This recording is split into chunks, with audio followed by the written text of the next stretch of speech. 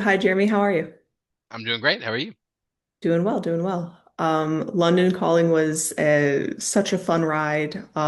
It was so funny and very unexpected. And my first question is, what was your impression of it when you first read the script?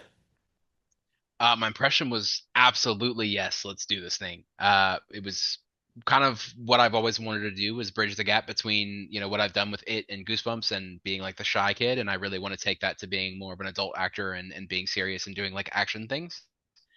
So yeah, it was awesome. I think that it's very rare these days that we get a action comedy that actually has some heart underneath and a really really sweet underlying story, and so the project's awesome. It was hyped up to be an amazing project. We've got amazing actors, and it absolutely was. I couldn't be more thrilled. Um, and I absolutely loved that Julian ended up being a better hitman than anyone expected. Um, Yeah, so how did you approach playing him, especially when you had to do so many crazy things? yeah. I think that the start of Julian at least was very similar to my other stuff like Sunny and Ben and Goosebumps and It. So I think that that was kind of something I was very familiar with, and I have always wanted to do action. So that was kind of something I've been practicing for a long time, and I've always loved doing my own stunts. And so yeah, it was relatively simple, which sounds really bad. But yeah, and I have some pretty extensive firearm training in real life as well. So I actually had to like kind of unteach myself a couple things, and I would hold a gun too professionally, and Alan would come at me and be like, "You aren't supposed to know anything about this." And so yeah, that was all really awesome. And I can actually drive manual in real life, and Josh can't. So I was having to teach him how to teach me how to drive manual. So it was all kind of a mess, and it was really fun. That's hilarious. Speaking of Josh, you both had such a great buddy cop father-son dynamic going on. So what was it like working with him? Josh is freaking incredible. I mean, I grew up with Transformers. I have obviously been a big fan of his for a long time, and it's very rare that you get to meet like an actor of his caliber and him actually be as amazing as he seems. And so he was absolutely incredible. People talk about our chemistry like it was so good, and it was just real. I mean, we didn't have to work on that. It was just something that we had because we clicked, and he's an awesome guy. That's awesome to hear. Yeah, everything just kind of felt really natural. And did you guys get to improv or get to play around with anything? Yeah, absolutely. Josh and Alan are both very collaborative. So we would have talks outside our trailers, just kind of like what we should do next. And a lot of scenes make sense on paper, and sometimes they just don't come out right whenever you're actually acting them.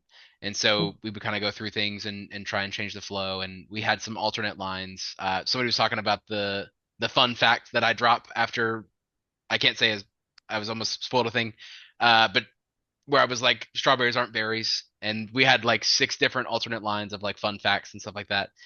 So yeah, absolutely, it was very collaborative, and we all kind of had to got to have our fun. That's awesome. That's awesome. Is there a particular improv moment that made the final cut that you are especially proud of?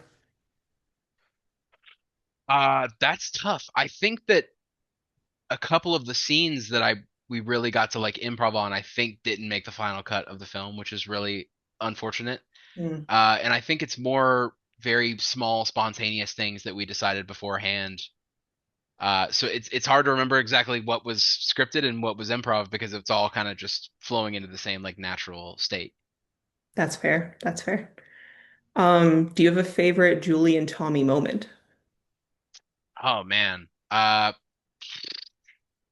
I think that the scene with him in the diner when Julian's kind of opening up about his life and talking about exactly what happened with his father, and Tommy's starting to realize that this kid's not just an idiot. He's like an innocent kid that really just has a crappy father.